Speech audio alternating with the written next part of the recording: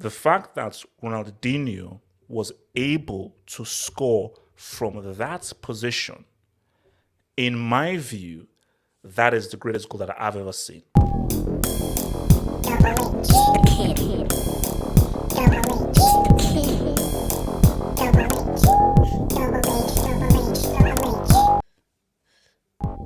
A crazy game, a crazy game, and it's one of those games in which I really didn't think that Chelsea would win this.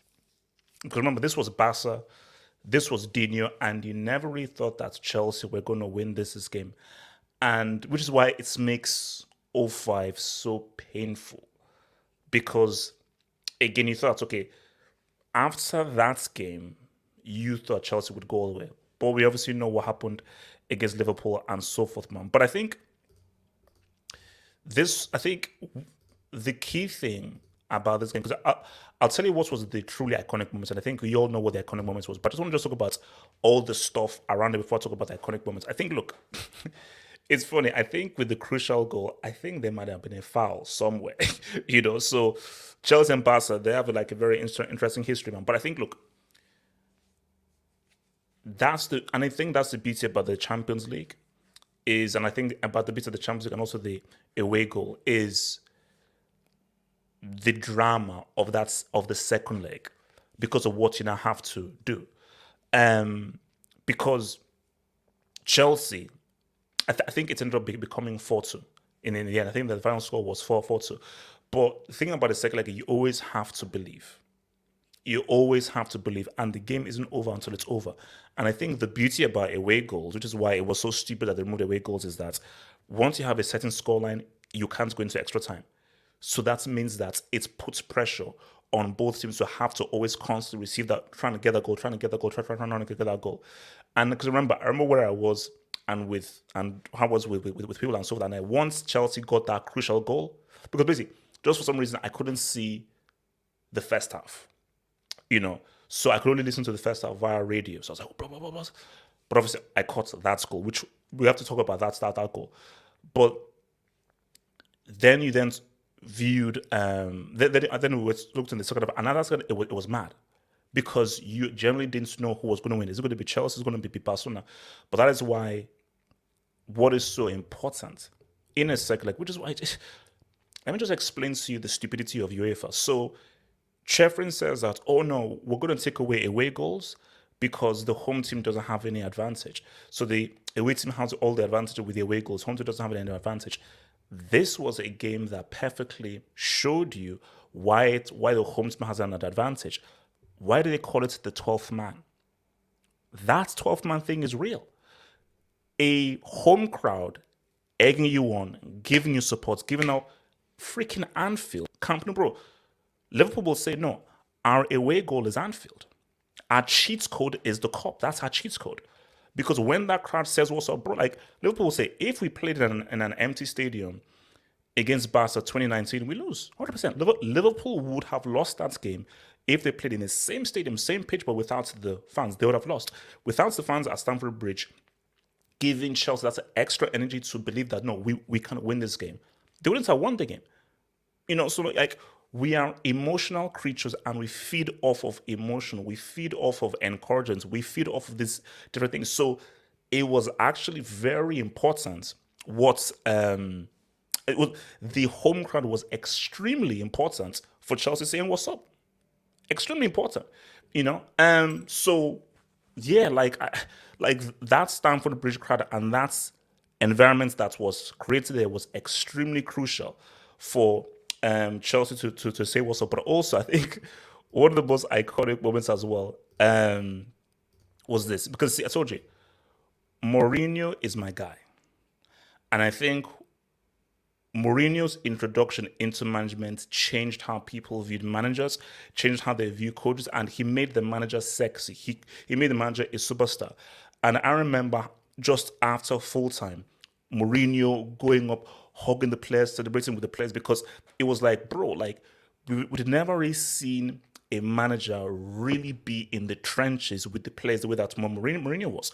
Because, bro, there were many nights that like United had like this, Arsenal had like this, and so forth. But you never saw like Fergie, Wenger, all these guys hug their players, come up with the players, and basically Mourinho was like he's like was one of the players. He was one of the guys. Hence why I idolize him so much because he reinvented and totally restructured how we viewed the manager. Because Mourinho was like, no, I'm one of you guys. I'm not just, I'm the manager, I'm the teacher, so the players are there. No, I am in the trenches with the players. I'm right there with you saying what's up. So that was just amazing seeing Mourinho celebrate. And again, I thought we'd win it. I thought we'd win it because I thought, oh no, this is Mourinho. Like Mourinho is going to come and just because we would have had a very different conversation if in his first season with Chelsea, he had not only won the league, but he'd won the Champions League. And I still believe if Chelsea had gotten to that final, which we deserved to, and had faced Milan, we would have beaten Milan. 100%. 1,000% would have beaten Milan in 90. Would have beaten Milan in 90 with Mourinho. 100% Uncle Mo would have beaten Milan in 90. Now, this dude. Yes, Chelsea won. Yes, I was happy that Chelsea won and everything. But I'm a football fan. That's why I have these jerseys. For football is in my blood. I'll always be a football fan. My love for the sport is too much, and my love for the greats of the sports are too much. I witnessed the greatest moment, an iconic moment, and I was like, did I just see what I just saw? Did I just see what I just saw live? I was like, because it's when you see a great moment, you see that you pause for a moment, say, wait a minute. Did he just do what I think he did? Did he just do something like this? So basically at the end, you're like this, like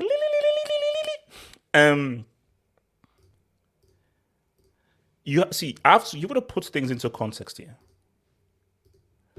So at the time in '05, Czech was the best keeper in the world. Remember, this was just after the '04 Euros. Czech was seen as the best keeper in the world. Remember, this was pre-Headguard Czech. So this is when Czech was that dude. And I remember, so this is the first half, Ronaldinho, he's in a difficult situation. And I'm like, he has to pass. He either has to pass or he's going to maybe put in a through ball. So I think Iniesta was free there. There was no way that he could shoot. Then I was just boom, boom. Next thing I knew, the ball went into the bottom left-hand corner. I was like, but that's like I was like, no, that didn't happen because that's impossible. Like there are three guys around him. He has no eye of vision. Any eye of vision is literally smaller than the eye of a freaking, like smaller than a freaking pube. There's no way that he can find the goal from there against a guy like Peter Cech. The fact that Ronaldinho was able to score from that position, in my view, that is the greatest goal that I've ever seen.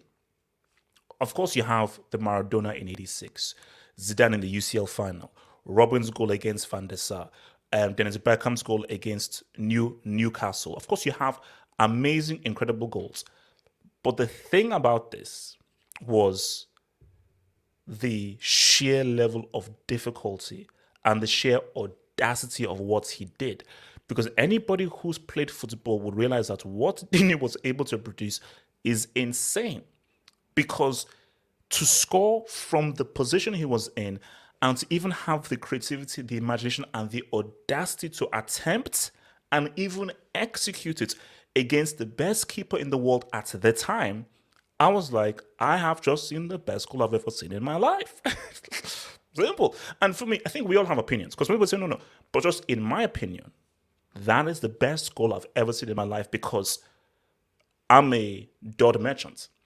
The sheer difficulty of that goal and just how unique that goal was in terms of finding out a way in which to score from an almost impossible situation was absolutely freaking insane, man. So, yes, Chelsea won. Yes, I went crazy that night and so forth. I was like, we're going to win the UCL. But the moments that remained with me was what Ronaldinho did. And I think that was just another reminder that we are witnessing a player and a footballer unlike anything that we've ever seen in our lives. Like that video, subscribe, one love.